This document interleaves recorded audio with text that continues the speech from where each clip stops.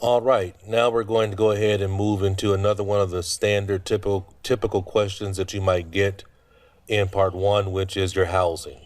Again, it might be only one question about your housing and then they move on. It might be two questions about your housing, could be three. But let's look at some sample answers so you can have a good idea of how you're supposed to answer this question at a high level. So, of course, it might be something as straightforward as, where do you live? And a typical answer might be like this. Currently, I'm residing with a homestay family located in Tallahassee, Florida, a state in the southern part of the United States. I was placed with this four-person family by a housing agency that works with students who are on a temporary visa, and I've been domiciled there for the past 2 years. Right? So currently is the word currently is definitely used for sounding more native speaker like for fluency. Residing instead of lived. Homestay is subject specific vocabulary. Located is related to live.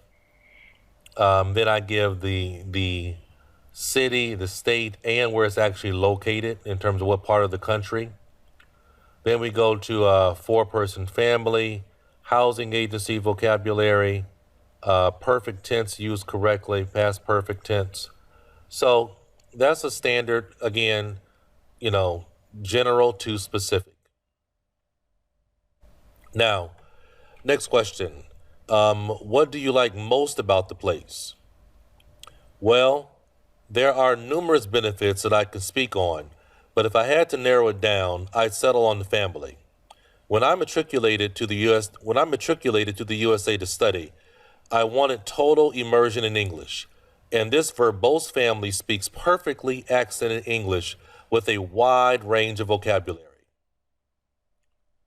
Right here, we have a lot of phrasal verbs and idiom. We have like speak on, idiom narrow it down, settle on. Really good vocabulary related to moving someplace or being someplace, matriculated. We're using a compound complex sentence when we have the subordinate conjunction when with the coordinate conjunction and. We're really forming that high level type of sentence that they like. And final question, what are some changes in the area that you'd like? And here is an answer where maybe you can learn from. Overall, I'm overjoyed with my living situation, but one alteration to the neighborhood that I'd appreciate would be converting the abandoned areas to dog parks. Right around the corner from my residence is an empty lot, filled nightly with shady characters hanging out. If they redesign this eyesore, it would make it unattractive to these undesirable vagabonds. Right now, here you have a lot of vocabulary that you can pull from. Right, a lot of vocabulary that you can pull from. Phrases right around the corner, shady characters. Phrasal verb, hanging out, redesign for change. Okay? So, alteration for change, converting for change. This type of language is how you really move yourself up the rubric, how you really move yourself up the scale, right? That's what you want to be able to do. Again, do not try to memorize. Don't try to memorize. Just take the ideas, take the language, practice using the language yourself.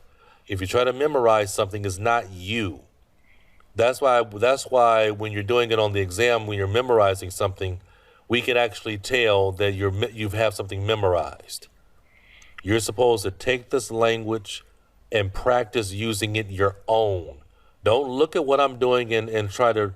Now, if you want to just work on your pronunciation, then of course, repeat after me and work on your pronunciation. But when it comes time to developing your own answers, speaking your own answers, just try to add this into what you're doing, okay? All right, so thank you very much for joining us on this sample housing answer. And now in the next set of videos, I'm going to be going into more of the specific topics dealing with a range of topics, street markets, coffee and tea, varied perfume, different types of topics. Okay? So I'll join you soon and have a great day.